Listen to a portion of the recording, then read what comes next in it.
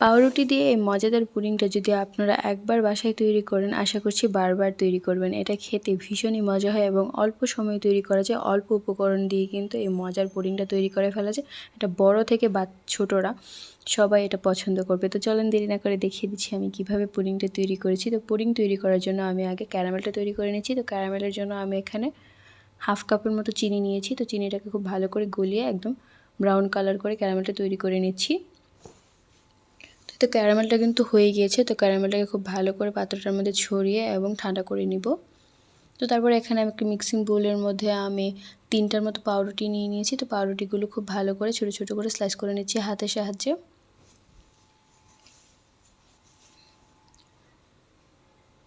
তো এই তো পাউরুটিগুলো কিন্তু স্লাইস করা হয়ে গিয়েছে। তো তারপরে এখানে আমি হাফ কাপের মতো দিয়ে দিচ্ছি চিনি।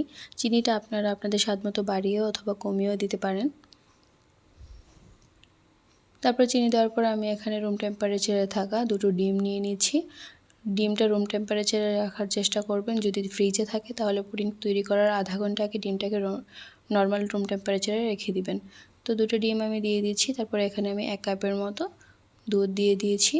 দুধটা খুব ভালো করে আগে থেকে জাল করে একদম ঘন করে নিয়েছিলাম। তো তারপরে সবগুলো মিশ্রণ একটা চামচ দিয়ে খুব ভালো করে মিক্স করে নিচ্ছি।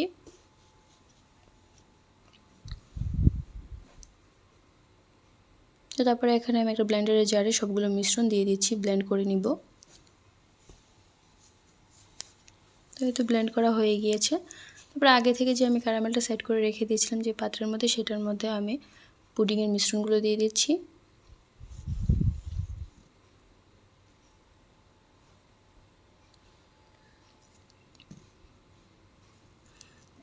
তো তারপরে বড় একটা পাতিলের মধ্যে আমি এখানে পানি দিয়ে একটা স্ট্যান্ড বসিয়ে দিয়েছি। তারপরে পুডিংয়ের পাত্রটা দিয়ে দিলাম।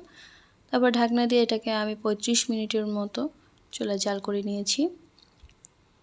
তারপর 35 মিনিট পর ফিরে এলাম। তারপরে এখানে আমি একটা টুথপিক দিয়ে দেখছিলাম যে পুডিংটা হয়েছে কিনা। পুডিংটা একদম পারফেক্টভাবে হয়ে গিয়েছে। তো এখন পুডিংটাকে আমি একটা ছুরির সাহায্যে মোল্ড আউট করে নিচ্ছি।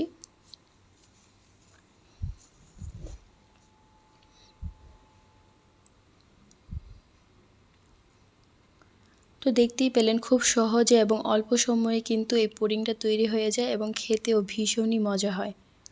তো এখানে আমি ইচ্ছে করে ক্যারামেলটা হালকা একটা কালার করেছি।